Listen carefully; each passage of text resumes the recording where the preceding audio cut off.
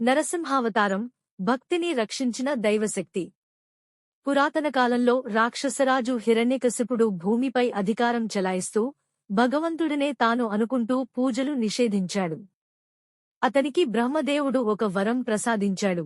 తను మనిషి చేతగాని మృగం చేతగాని చావదు, లోపలగాని బయటగాని చావదు, పగలుగాని రాత్రిగాని చావదు, భూమిపై గాని ఆకాశంలో గాని చావదు, ఆయుధం చేతగాని చావదు.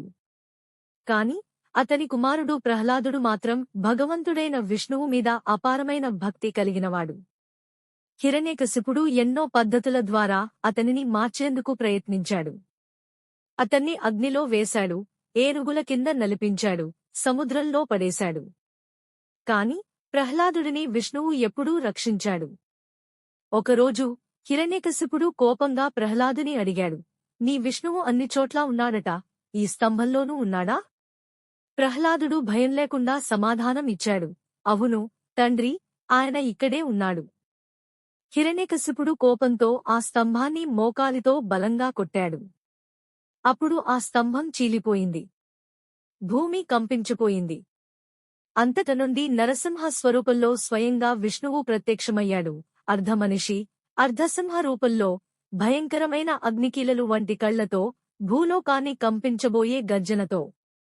హిరణ్యకశిపుడిని పట్టుకుని సాయంత్ర సమయానికి, పగలు కాదు, రాత్రి కాదు, ఒరవడిలో, లోపల కాదు, బయట కాదు, తన మోకాలిపై, భూమి కాదు, ఆకాశం కాదు, ఉంచి, తన నఖాలతో, ఆయుధం కాదు, అతని రుద్రక్షణాన్ని చీల్చేశాడు. హిరణ్యకశిపుడు మరణించగానే దేవతలు, ఋషులు హర్షధ్వానాలు చేశారు.